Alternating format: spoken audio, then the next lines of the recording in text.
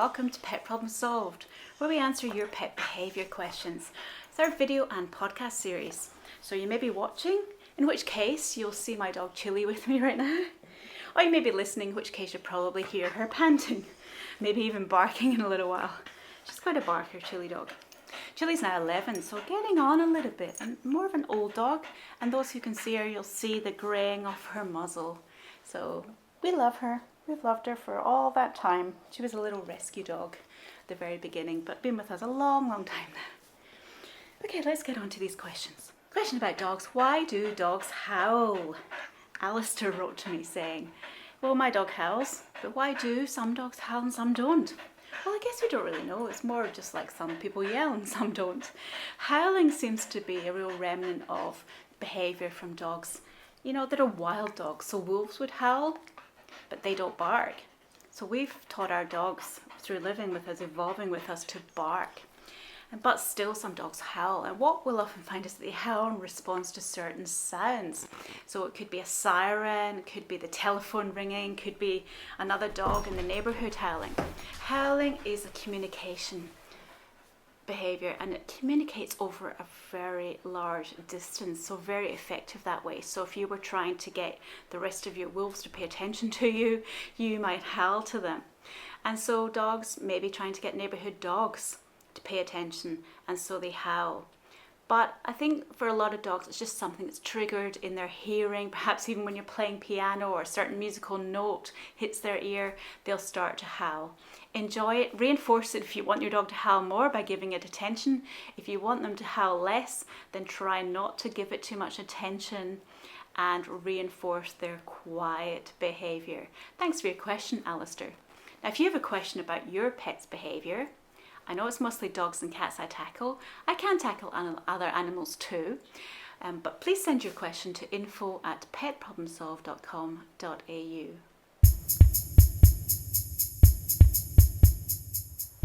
Now, talking of other pets, I got a question from Liz who said, do ferrets make good pets? Do ferrets make good pets for children in particular? I think ferrets make great pets. I've had a couple of ferrets in the past. We had Thunder and Lightning, who were beautiful little a boy and a girl who got along really well together. We got them from Ferret Rescue, so I'm not quite sure how old they were. So ferrets can make good pets. The thing with ferrets is they can be a little bit unpredictable in their behaviour. People think that ferrets have a reputation for nipping and biting, and yes, they very much can do. Not all ferrets, and we need to discourage this behaviour by encouraging them not to do that. So giving them attention when they are more calm and quiet, not biting us, giving them something else to bite rather than our flesh. With very young kids, I'd be cautious, because young kids can move unpredictably. They may want to lift the ferret up who doesn't like that, or just touch it in a way that they're unhappy with, and the ferrets will bite back then. Older children, fantastic with them. Teenagers, fantastic. Ferrets are such fun. You can get down on the floor and almost wrestle with your ferrets. My ferrets used to terrify my cats. They would not go near them, but my dog would wrestle with Thunder, the big boy ferret.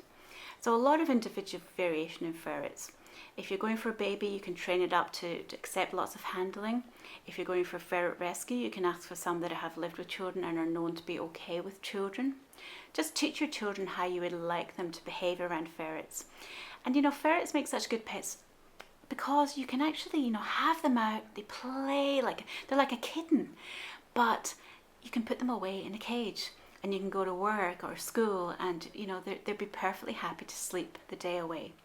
So another thing to bear in mind is ferrets and humans can share some diseases, so they can pass on diseases like the common cold, for instance. So you need to wash your hands around ferrets. You need to medicate them. We need to give them a special diet, like a kitten diet. They need a lot of energy. Do look into how to care for ferrets and whether the ferret seems to be the best pet for you. Get out and meet some people with ferrets. I think they're great pets. I wish more people would have them. And one final thing, depending on where you live, make sure that ferrets are legal. In Australia, for instance, some states we cannot keep ferrets, so make sure you're doing the right thing. Enjoy them if you do decide to have them as pets.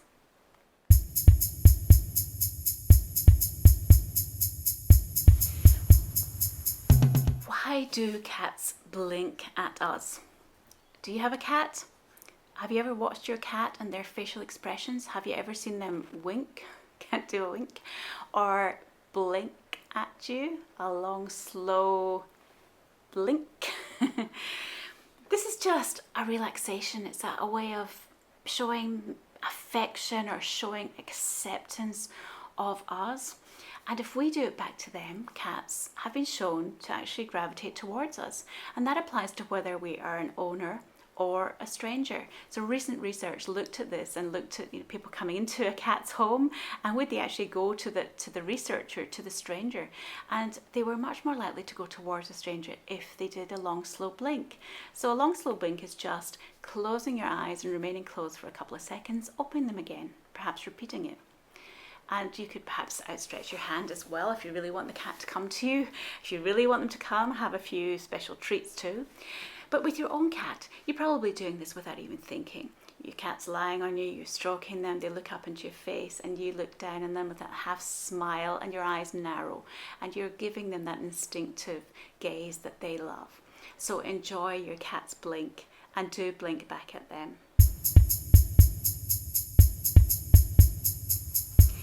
So Frank has emailed me asking, how does he stop his dog raiding the garbage bin in the kitchen? Dog is a Labrador, 5 years old, and whenever his back's turned or he goes to work, the dog gets into the garbage and he comes home to an absolute mess. He really wants to stop his dog, Henry, raiding the garbage. Okay, dogs and rubbish bins, garbage bins, well, if one's sitting there, it's almost like an invitation to most dogs. Dogs are what we call opportunistic hunters, the opportunistic eaters. If the opportunity arises, they'll eat it.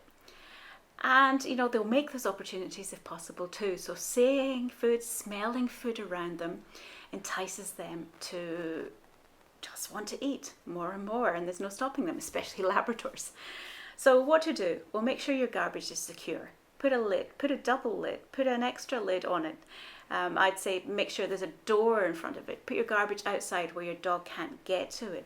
I use perfumed garbage bags. That seems to stop my dog from even wanting to sniff them. A nice strawberry flavoured garbage bag is not attractive to a dog, whereas a rubbish smelling one is very attractive. But you could also train your dog not to go near, so you could take them up to where the garbage is, but say the command leave, and then give them an even tastier treat for leaving that garbage alone. And a final thing I'd say is a definitely you must do, and that's to give your dog opportunities to hunt food.